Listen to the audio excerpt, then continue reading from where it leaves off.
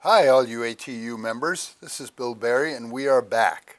This is session 2, and we talk about the history of grievances. And the reason we talk about the history of grievances is because we want to look at the past to see what's the best for the future. Because many of the members in the old days had great ways of dealing with the unions and problems and with their bosses. And we need to look at what they've done, how it's changed over the last 40 or 50 years, and maybe how we can rethink and relearn everything that we do. We talked in the last session about the organizing model of unionism. And way back in the early days, pretty much before the Second World War, the union's success depended on total membership involvement. They didn't have money for staff. They didn't have money for offices. When you look at the early international union of the ATU, which started in 1892, they had rented office spaces, a few officers, but none of the resources that unions have today. And so the only way that they were successful in dealing with the bosses individually and politically was through total membership involvement. The passion of the members and their vision of making life better for themselves and their children. And if you ever take a labor history course, it's really inspiring. If you go back to the early days of the United States, right after the American War of Independence, it was a crime to do what we're doing. That is, for workers to gain collective power was considered a criminal conspiracy. And men in the shoemakers union in Baltimore and in Philadelphia and in New York City were taken to court and convicted and fined and put in jail for it.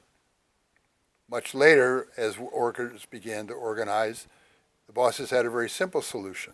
They call out the police, they call out private armies, they call out the federal troops, they call out private thugs, and they kill them.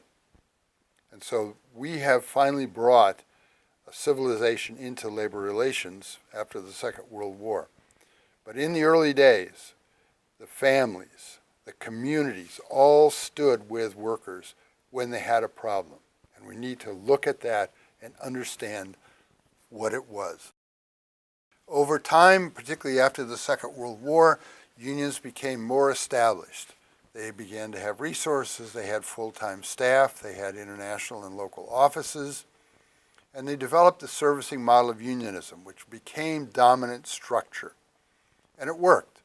As I said in the first session, unions made us the wealthiest workers in the world. People had their own homes, sometimes two homes, our own cars. Our kids went to school, went to college. Things were good. We had retirement plans, we had health insurance. But since the mid-1990s, that has really changed. And you can look at when it started to change after the Second World War. Was it the firing of the Patco strikers by Ronald Reagan in 1981? Or is it other campaigns like the one that Scott Walker runs, or we've seen in other states where they've gone to an open shop?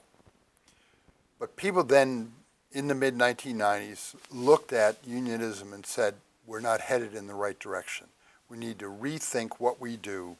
And so the organizing model was revived as at least a discussion topic. So we looked then at what the organizing model did.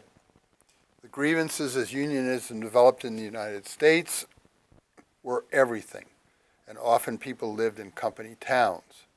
The first strike, as far as we know, was on the Egyptian pyramids back in 300 or so BC, where the workers building it were denied their corn rations and stopped work.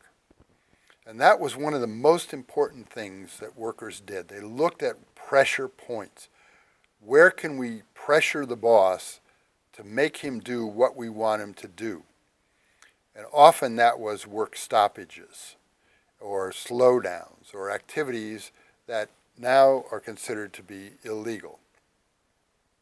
What we have found, and you will see in the documents that I'm going to talk to you about in a few minutes, grievance handling has really changed in the past few years, because we have gone to formal grievance procedures, we have gone to a small committee from the union and a small committee from management handling workplace disputes, And the general thinking is if you have a grievance that you can't settle, you take it to arbitration. This basically shuts out your members and creates a huge expense for the local and is a very, very difficult way to go. And so what we're going to see in the next part is a history of how this way of handling grievances changed. And I think that you're going to find it important to know because the history of the unions is a guide to the future.